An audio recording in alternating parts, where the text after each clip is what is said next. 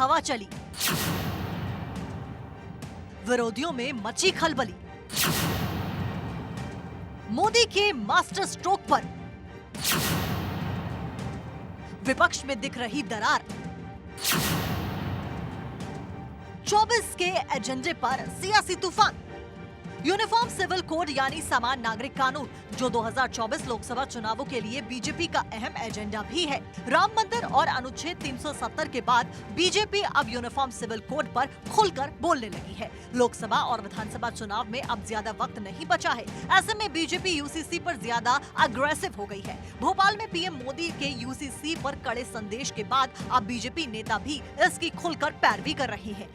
अफसोस की बात है कि यूसीसी पर कुछ विपक्षी दल केवल वोट बैंक की राजनीति को आगे रखते हुए महिला अधिकारों का हनन करने के लिए जिस प्रकार से यूसीसी का विरोध करते हुए बीबीसी अर्थात बहकाना, भड़काना और चिल्लाने की राजनीति कर रहे हैं, ये दुर्भाग्यपूर्ण बात है। ये वही लोग हैं जो शाहबानू से लेकर शायरा बानू तक हर मामले में महिला अधिकारों के खिलाफ हो जाते हैं। ये दुर्भाग्यपूर्ण बात है कि जिस बात की वकालत संविधान करता है, सुप्रीम कोर्ट, हाई कोर्ट करता है, केवल वोट बैंक की राजनीति के लिए आज उसका विरोध किया जा रहा है। पीएम मोदी ने इधर यूसीसी की जमकर पैरवी की, तो उधर विपक्षी दलों के साथ साथ मुस्लिम संगठनों में खलबली मच गई। कांग्रेस समेत तकरीबन सभी विपक्षी दल इसका विरोध कर रहे हैं। ये तो कोई तर्क नहीं हुआ कि सुप्रीम कोर्ट ने ये कहा है। सुप्रीम कोर्ट का सम्मान है और सुप्रीम कोर्ट ने जो कहा है उसकी एक बुनियाद भी है, क्योंकि इस बात को कॉन्स्टिट्यूशन में जो डायरेक्टिव प्रिंसिपल्स हैं आर्टिकल 44 उसमें ये संकेत दिए गए हैं कि ऐसा करना हम लोगों के लिए, देश के लिए अच्छा रहेगा। ये उसमें संकेत हैं, उसी को सुप्रीम कोर्ट ने दोहराया है। ये मैंने मुसलमानों से कहा था कि वो सड़कों पर नहीं जाए, हम नौमान के साथ अपनी बात को लिख दें कि हमारा है। लेकिन अब प्रधानमंत्री की इस राय के बाद जिसको उन्होंने आम मजमे के अंदर कहा और उसकी तारीफ के अंदर दुनिया के मुल्कों के अपने नजीर पेश कर दिया, ये समझना कि लॉ कमीशन हिंदुस्तान का इस वक्त में जब हुकूमत उसके खिलाफ चाहती है और बरसरे आम मैदान के अंदर आकर के लाखों 50 करोड़ों आदमियों के सामने ये बात करें, खुली हुई बात है। उसका नतीजा ये है कि हम ये चाहते हैं कि हम मुसलमानों को उनको मजहबी हक को छीन लें। तो उधर बाबा बागेश्वर ने भी यूसीसी पर सहमति जता दी है। राजगढ़ में पंडित धीरेन्द्र शास्त्री ने कहा कि भारत को एक देश, एक संविधान, एक कानून की जरूरत है। एक कानून की आवश्यकता होना चाहिए, आवश्यक है, और एक विधान होना चाहिए। इससे जो है सामाजिक समरसता बनेगी और फूट जो है वो फूट की बाट मिटेगी, खाई मिटेगी। एक विधान, एक कानून होना चाहिए। कुछ लोग इसका विरोध कर रहे हैं, उसके बारे में क्या कहना चाहेंगे? कुछ लोग एकता से समान नागरिक संहिता की लंबी वक्त से मांग होती रही है। एक देश एक कानून की मांग होती रही है और इसके लिए लॉ कमीशन ने इस मुद्दे पर देशवासियों और संगठनों से सुझाव मांगे हैं। दरअसल देश में क्रिमिनल कोड तो सबके लिए समान है, लेकिन सिविल कोड हर एक के लिए अलग है और केंद्र सरकार चाहती है कि सिविल कोड भी देश में एक समान हो, लिहाजा यूसीसी लाने की पैरवी करती रही है। Bureau report, Bharat 24।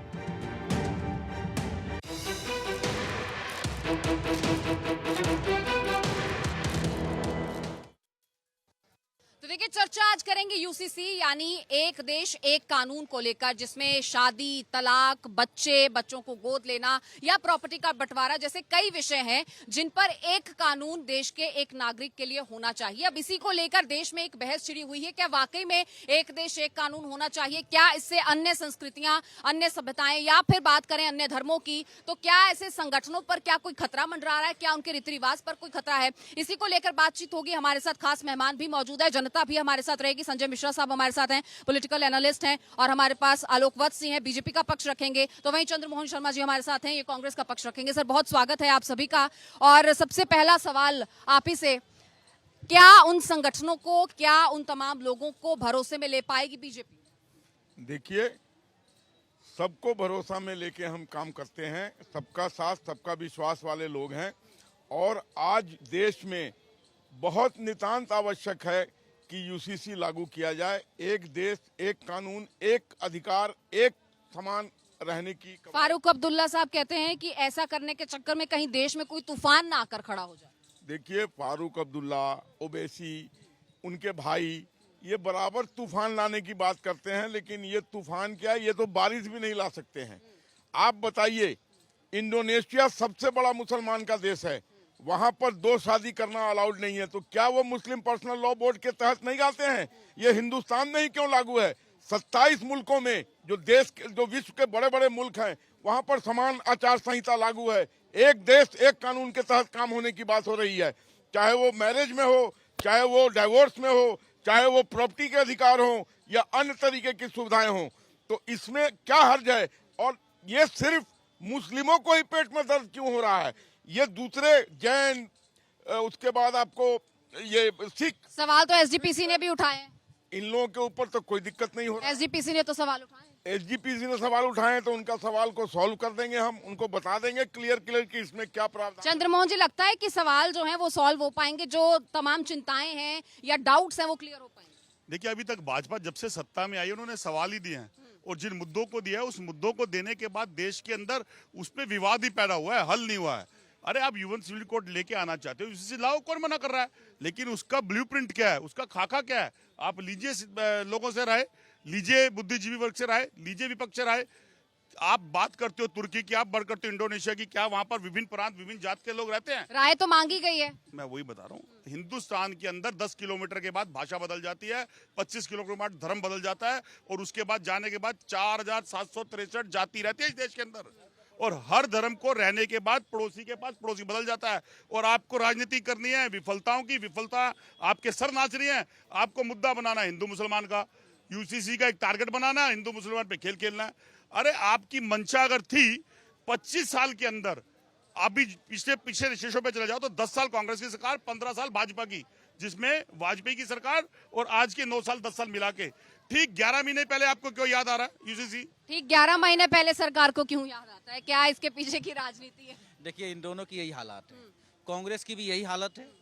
70 सालों में इन्होंने क्या किया मालूम है? जब बाबा साहब अंबेडकर का बनाया गया संविधान और उसका अनुच्छेद 44 इसका इजाजत देता है, फिर कांग्रेस आज तक किसके तहत क्यों राजनीति कर रही थी, इसके ऊपर क्यों नहीं लागू किया? रही बात बीजेपी की, आज की सरकार की, तो इनके पास इतनी दिमाग नहीं कि यूसीसी जैसी चीजों पे सोच पाए। हाँ, संविधान अलाउ करता है तरीके से हर जाति, हर धर्म, हर क्षेत्र के लोगों से जो इससे प्रभावित हो रहे हैं सबसे बात करना चाहिए। और यूसीसी यदि आप लेके आ रहे हैं कि समान नागरिक की बात आप करते हैं, कानून की बात करते हैं, तो मेरा एक सवाल और भी है यहाँ पे, और आपके माध्यम से मैं उठाना चाहता हूँ कि ये क्या कारण है कि एक विधायक 5 बार विधायक बनता है, उसे 5 पेंशन चाहिए और 1 सैलरी चाहिए, क्यों होता है? चलिए इस मुद्दे पर आएंगे। सवाल ये है कि हर बार उसे राजनीतिक मुद्दा बना दिया जाता है। 2019 के घोषणा पत्र में भी था, अब 24 तक आपने फिर से घसीट लिया है। घसीटा नहीं है, हम इसको इस बार लागू करके ही दम लेंगे, इस बात को आप नोट कर लीजिए। और रही बात कि जो प्रगति के सूचकांक हैं, हमने एक एक पैमाने पर काम किया है, चाहे 11.72 करोड़ शौचालय का निर्माण हो, 7.5 करोड़ घरों का निर्माण हो, तो 9 साल में और लोगों से पूछ लेते हैं, आपको विश्वास में लिया जाएगा यूसीसी लागू करने? देखिए नहीं, कांग्रेस का क्या काम हुआ है? डिवाइडेशन का रूल्स हमेशा बनता रहा, 2 डिवाइडेशन। अब ये हिंदुस्तान एक है ना, ये अलग तो नहीं है ना, चाहे वो 10 किलोमीटर में भाषा बदल रही हो, चाहे 1 किलोमीटर में बदल रही हो, 5 मिनट है, तो हिंदुस्तान की छत के नीचे सभी रह रहे हैं ना। तो वही हमारे लिए, देश के लिए सब कुछ एक ही विधान, एक ही सुख, सारे काम एक ही होने चाहिए। तो हम क्या किसी संस्कृति पर खतरा है यूसीसी आने से? कोई खतरा नहीं है, खतरा विपक्ष वालों को ज्यादा हो रहा है, इनको मिर्ची लग रही है, इनका वोट बैंक खिंच रहा है, मुसलमान भी इसका समर्थन करेंगे, लेकिन ये भड़का रहे जानबूझ के, इनका काम है भड़काना, इनको हमेशा। चंद्रमोहन जी, आप पर आरोप लग रहे हैं कि जानबूझ के विपक्ष भड़का रहा है यूसीसी को लेकर। देखिए, चंद चेहरे हैं, हर किसी की अपनी विचारधारा है, जनता जनार्दन है, उसका कहीं पर भी कोई जा सकता है। प्रश्न किस बात पे खड़े होते हैं? प्रश्न इस बात के ऊपर नहीं है कि आपकी करने की मंशा क्या है, प्रश्न इस बात की आप करने के बाद उसके ऊपर राजनीति की मंशा करते हो। आप धर्म के एक मजहब के साथ टारगेट बनाते हो और उसके लिए यूसीसी को जोड़ना चाहते हो। ठीक है, पंजाब में भी आपत्ति जताई गई है यूसीसी को लेकर, एक देश एक कानून को लेकर। एसजीपीसी ने बोला ऐसा नहीं होना चाहिए। मैडम मेरी गल सुनो, जिवें होना है सारे कह रहे हैं, मैं एक गल पूछना चाहता हूँ, कांग्रेस का एक मुद्दा है, खुद खाओ और दूसरों को खिलाने दो। भ्रष्टाचार खत्म करने बीजेपी आगे बढ़ी, अब उसके लिए हाथ दिखा रहे हैं कि नहीं बीजेपी चोर है, सबसे बड़ी कांग्रेस चोर है। मैं तो कहता हूं एक देश एक कानून होना चाहिए, एक होना चाहिए, बिल्कुल होना चाहिए। देखो मैडम, बात ये कांग्रेस जो बात करे एक देश एक कानून की बात करे, गोवा में क्या था? गोवा में वहाँ किसान समाज ज्यादा रहा तो वहाँ पे गोवा में लागू किया एक इशू से लागू कर रखे नहीं कर रखे वहाँ पे? वहाँ क्यों किया? फिर अगर गलत था तो फिर पूरे देश में क्यों किया? वहाँ पे क्यों किया? पूरे देश में करना चाहिए था। इसने क्या किया 1984 में ये सिखों के ऊपर दंगा करके उनको घर लूटने का काम ही कांग्रेस ने किया था। आतंकवादी, लेकिन 2019 में भी यही मुद्दा, 24 में भी यही मुद्दा। आतंकवादी पालने का काम भी कांग्रेस ने किया। सज्जन कुमार टाइटलर को आज तक सजा क्यों नहीं दी गई, ये मेरे को बात बताइए। देखिए, आज जिस देश जनता ने जिसको चुना 10 साल के अंदर, ये प्रश्न उन पे खड़े होते हैं। जो लोग आज जनता जिस बात पे प्रश्न खड़ा करती है वो भाजपा पे इसलिए खड़ा करना चाहती है कि भाजपा ने 2014 में इन्हीं मुद्दों से सत्ता हासिल करी थी। आज 2 बार की प्रचंड बहुमत हासिल करने के बाद उन मुद्दों को भूलकर आप कहां चले जा रहे हो? फिर यूसीसी के ऊपर। आपको पहले यूसीसी क्यों नहीं याद आया? क्योंकि आपने अपनी विफलताओं के मुद्दों का पिटरा इस देश की जनता के ऊपर ठोका। इसके कारण आज मणिपुर जल रहा है। देश के प्रधानमंत्री के मुंह से मां नहीं निकलता और देश का नेता राहुल गांधी वहां जाता है, उसे रास्ते में रोक दिया जाता है। क्यों? क्योंकि राहुल गांधी अगर मुद्दे की बात करेंगे तो वो गलत। देश के प्रधानमंत्री मां मणिपुर नहीं बोलेंगे। वो कह रहे टाइटलर को सजा दिलवानी थी तो आप दिलवा देते, 10 साल से आपके पास सत्ता है। देखिए, टाइटलर का मामला विचाराधीन है। जब तक कोर्ट नहीं उनको सजा देगा, हम जबरदस्ती किसी को थोड़ी सजा सकते हैं। 5 दिन से चल रहे हैं, 50,000 लोग वहां से बेघर हो चुके हैं, 100 से ज्यादा लोग मर चुके हैं। वो देश है। देखिए, ये बहुत पुराना मुद्दा है और उसको सरकार किसी और देश में हो, वो मणिपुर हिंदुस्तान का हिस्सा है। उसको सॉल्व करने के लिए वहां पर लगातार प्राइम मिनिस्टर की निगरानी में और गृह मंत्री वहां पर बैठे हुए हैं और लगातार उसकी निगरानी की जा रही है। और क्या लगता है राजनीति हो रही है देश में? मणिपुर में जातिवाद हो रहा है बिल्कुल, और यहाँ भी जातिवाद हो रहा है बिल्कुल। हिंदू मुस्लिम एक जगह बांट दिए हैं बिल्कुल भी। एक देश एक कानून होना चाहिए, सबके लिए एक कानून। सब बिल्कुल सबके लिए कानून है, मुस्लिम हो या हिंदू हो। वो अपना अपना लोकतंत्र में कहने का हक है, मगर जो जिस तरह भी यूसीजी का अभी आएगा प्रोग्राम, वो आना ही आना पड़े। कई जगह समर्थन भी हो चुका है। देश में एक कानून होना चाहिए। हाँ बिल्कुल होना चाहिए, लेकिन अभी तो विपक्ष के 13 चेहरे हैं, राहुल गांधी कहाँ से आएगा? अभी तो 13 चेहरे हैं, सब गठबंधन कर रहे हैं, वो राहुल गांधी कहाँ? गठबंधन का तो एक चेहरा ही नहीं है ना। गठबंधन का एक चेहरा है। क्यों नहीं कर रहे? कैसे नहीं? कौन है? कौन कहता? कैसे? कौन है? कैसे बता दो क्यों नहीं है? ये क्यों कह रहा? आप है, हम है, वो है, सब है। कोई नहीं है, कोई नहीं है, सब टक्कर में क्यों पड़े? चक्कर में विपक्ष का कोई चेहरा नहीं है, वो कह रहे हैं। देखिए, विपक्ष का चेहरा देश की जनता है, विपक्ष का चेहरा राहुल गांधी है जो इन मुद्दों को उठा रहे हैं। लेकिन देश क्या करे? लेकिन उनका रिप्रेजेंटेटिव तो कोई एक होगा ना। देश क्या करे, जनता क्या करे? क्योंकि एक शायर ने कहा है कि मेरा यार बड़ा मनमोहक है, मन मोह लेता है बातों से। मुख्तार का गाजी बन ना सका और किरदार का काजी बन ना सका। कौन? भाजपा। बातों के अंदर इतने माहिर हैं कि बातों से मन जीत लेते हैं। लेकिन देश के अंदर जिन मुद्दों को पैदा करा, नोटबंदी लाए, लेकिन नोटबंदी का फायदा आज तक नहीं बता पाए। दूसरी नोटबंदी लाके दे दी देश के अंदर।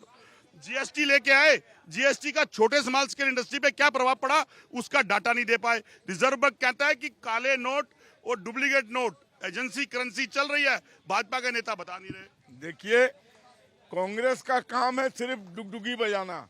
आज हिंदुस्तान विश्व की 5वीं सबसे बड़ी अर्थव्यवस्था में खड़ी हो गई है। क्या ये ऐसे ही हो गया है? 11 करोड़ 72 लाख हमने शौचालय बनाए, हमने 7.5 करोड़ घर बना के दिए, उसके बाद हमने आयुष्मान कार्ड दिया, उसके बाद हमने 2014 में जो आप कह रहे हो, 2014 में तीसरी इकोनॉमिक कंट्री थी। 2000 घोटाला किया, सिर्फ कांग्रेस घोटाला। अब यूसीसी पर बयानबाजी सिर्फ बयानबाजी हो रही है, देश में लागू भी होगा? नहीं, देखिए, ये तो एक राजनीति स्पष्ट रूप से दिख रही है कि 2024 में चुनाव है और मोदी जी के पास कोई ऐसा ना काम गिनाने के लिए है नहीं कि जिसे वो जनता के बीच में जाके गिना सकें। लेकिन मैं मोदी जी से आपके माध्यम से एक सवाल पूछना चाहता हूं कि 2014 के बाद संसद में उनका भाषण है कि मनरेगा आपके क्या है, जीता जागता मकबरा है। किसका? आपके विफलताओं का, यानी कांग्रेस सरकार की विफलताओं का मकबरा है। आपने क्या किया? वो तो 300-500 रुपया महीना भी दे रहे थे, आपने 5 किलो पे बांध दिया कि 5 किलो 80 करोड़ लोग अनाज खाओ और मोदी करो। क्या यह देश बनाना चाहती है मोदी सरकार? देश ये मणिपुर जलाएंगे, असम जलाएंगे, पूरा देश जला देंगे सत्ता में आने के लिए। ये भारतीय बीजेपी ने जलाया। ये भारत जलाओ पार्टी है, भारत जलाओ पार्टी। ये भारतीय जनता पार्टी नहीं है।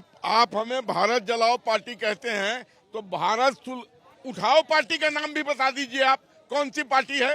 भारत जलाओ पार्टी कौन सी है, भारत उठाओ पार्टी कौन सी है? ये इनकी राजनीतिक रोटियां सीख नहीं रही है ना, तो इनको जो भाजपा है वो देश जलाओ पार्टी लग रही है। अरे इनकी सरकार ने क्या है, देश की बेटी को जब गैंग रेप होता है उस पे इनकी आवाज नहीं उठती है। इनकी आवाज उठती है हिंदू मुस्लिम के मैटर पे, इनकी आवाज उठती है मणिपुर पे, जहाँ पे देश की बेटियों की बात है, हक की बात है, अधिकारों की, महिलाओं को शिक्षा, महिलाओं को समान शिक्षा मिले, उनको समान अधिकार मिले, वहाँ पे इनको दिक्कत हो रही है। आपको दिक्कत नहीं, हमारे को नहीं कह रही है, भाजपा को कह रहे हैं, क्योंकि देश की बेटियां जंतर मंतर पे बैठी थी तो देश के प्रधानमंत्री के पास 6 किलोमीटर का रास्ता था, यहाँ से लेके कोसों दूर अमेरिका चले गए, बेटियों के पास नहीं आए। जब मेडल का सम्मान आया तो पास बुला लिया। हाँ बिल्कुल, वहाँ पे भी आपकी राजनीतिक रोटियां सिक रही थी, इसलिए आप लोग वहाँ पे समर्थन के लिए गए हैं। ठीक है, वहाँ पे आपको अपना फायदा दिख रहा था, इसलिए आप वहाँ पे गए। साक्षी के घर क्यों नहीं गए आप लोग? कहाँ नहीं गए? साक्षी के घर, साक्षी के घर भी गए, साक्षी की आवाज भी उठाई। देश में एक कानून होना चाहिए, देश में एक ही कानून होना चाहिए। यूसीसी लागू, यूसीसी क्यों नहीं लागू होना, जरूर होना जो अन्य धर्मों के लोगों को इनसिक्योरिटीज है उनका। जब देश एक है तो कानून एक ही होना चाहिए ना, देश अलग नहीं तो कानून पूरे देश में एक कानून होना चाहिए। अलग अलग करते कानून, एक ही कानून होना चाहिए। करते कानून, मैम दंगे करवाते हैं, फसाद करवाते हैं, इन्हें रोकना चाहिए। देश में एक कानून होना चाहिए क्या? एक देश एक कानून होना चाहिए, सबके लिए एक सा कानून होना चाहिए। जी एक ही होना चाहिए, एक सोना। कोई भेदभाव होना चाहिए कि नहीं होना चाहिए? संविधान से चलता है ना, देश संविधान से चलता है। क्या लगता है कि हिंदुओं के लिए अलग लॉ, मुस्लिमों के लिए अलग लॉ, सिखों के लिए अलग लॉ? सब एक ही कानून, एक ही चलना चाहिए। मदनी साहब कहते हैं जब प्रधानमंत्री ही यूसीसी की वकालत कर दें तो उसके बाद बोर्ड क्या करेगा? उसके बाद जो आपने कमेटी बनाई है वो क्या करेगी? वो प्रधानमंत्री के खिलाफ थोड़ी जाएगी। देखिए, जो भी प्रक्रिया होगा उसमें सारे विपक्षी दलों के साथ बैठ के मीटिंग होगी, सबसे सलाह मशवरा होगा, लेकिन यूसीसी अब लाया जाएगा इस देश में एक संविधान, एक कानून के तहत। 2019 से 24 तक का समय भी तो था बीजेपी के लिए, कोई एक्स्ट्रा चीज नहीं होने जा रही है। मुझे ये बताइए टाइमिंग को लेकर सवाल है।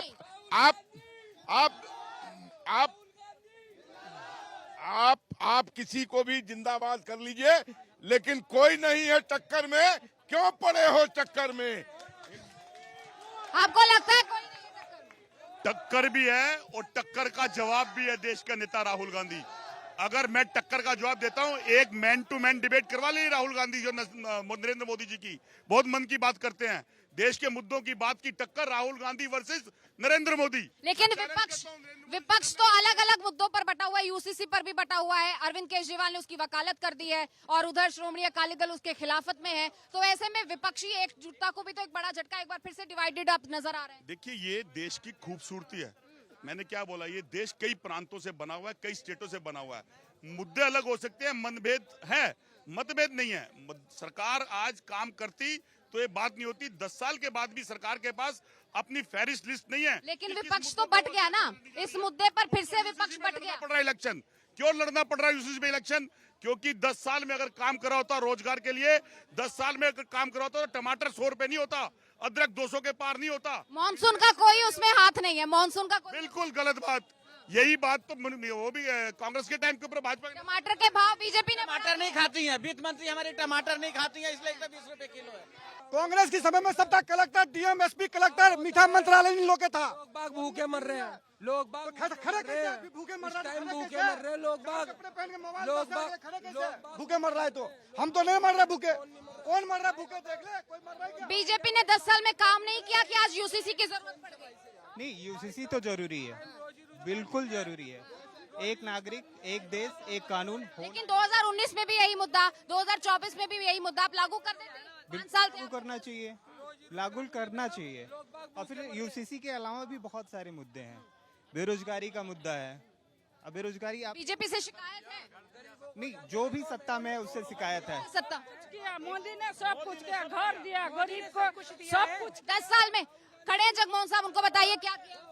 10 साल तो रैलियां करते हैं, राहुल गांधी तो रैलियां करते हैं बस। बीजेपी के 4 चुनावी वादे थे, राम मंदिर वो पूरा करके दिखाया, धारा 370 वो करके दिखाया, 3 तलाक करके दिखाया।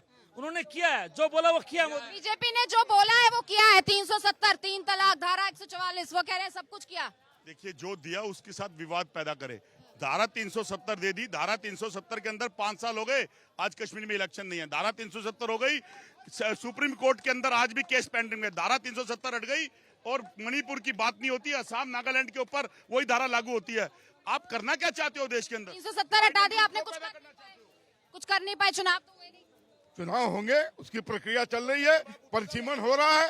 आप मुझे एक बात बताइए, सब कुछ होगा, यूसीसी लागू होगा, चुनाव होंगे, कब होंगे ये बताइए ना, देश की जनता पूछ रही। 370 हटाने का दम 26 इंच के सीना वाले मोदी में ही था और किसी में नहीं। उसका उद्देश्य क्या था? उसका उद्देश्य क्या था? उसका उद्देश्य था कि वहां पर स्पेशल स्टेटस नहीं दिया जाए, समान रूप से रखा जाए, दूसरे जगह के लोगों को भी वहां की लोकतंत्र बहाल हो, यही उद्देश्य था। चुनाव तो नहीं हुए अब तक, चुनाव भी होंगे, अभी परिसीमन चल रहा है, उसके बाद चुनाव भी होंगे। अभी ठीक कर रहे हैं बीजेपी मोदी, वो पकोड़े चल रहे हैं अभी, वो 9 साल से पकोड़ा चल के तैयार हुआ नहीं है। जिस दिन पकोड़ा चल के तैयार हो जाएगा, जम्मू एंड कश्मीर। देश की जनता से पूछ लेते हैं, 10 साल में मोदी ने काम किया है कि नहीं किया है? बहुत काम किया, अभी भी और भी काम करना है। सुनिए, तो फिर यूसीसी की क्यों जरूरत पड़ी? चाहिए ही, क्योंकि आपका देश में रहना है, एक कानून में चले, ना मुस्लिम ना हिंदू। हमारा देश का जो स्वाधीनता हुआ ना, वो तो गलत तरीका में हुआ। जो लोगों को डर है कि उनकी सांस्कृतिक मान्यताएं, रीति रिवाज कुछ नहीं है, ये बहाना है। हमारा बॉलीवुड बनेगा डर है तो सारी कुत्ता भी बोलता है डर है, वो सब कुछ नहीं है, ये सब बहाना है, बदमाशी है। और भी करना है हमारे देश में। ये एसटी लोग है हमारा नॉर्थ ईस्ट में, 1 रुपया टैक्स नहीं देता, जिसका प्रॉपर्टी हजारों करोड़ है। हमारा मिनिस्टर है, उसको 250 करोड़ रुपया। 2019 में भी यूसीसी का मुद्दा था, आपने 5 साल में तो इमीडिएट करना चाहिए उसको। हमें कुछ सोचना ही नहीं है, ये देश एक कानून में चलेगा। आपको लगता है एक देश में एक कानून होना चाहिए? एक कानून होना चाहिए सबके लिए एक कानून नहीं होना, शरिया के हिसाब से नहीं, क्या होना चाहिए? हिंदू मुस्लिम का एक ही कानून होना, शरिया के हिसाब से नहीं। नहीं, सभी को संविधान से चलना चाहिए, एक तरफ से। देखिए हमारे साथ कुछ मुस्लिम भाई हैं, उनका भी यही मानना है कि देश कानून से चलना चाहिए चलना चाहिए और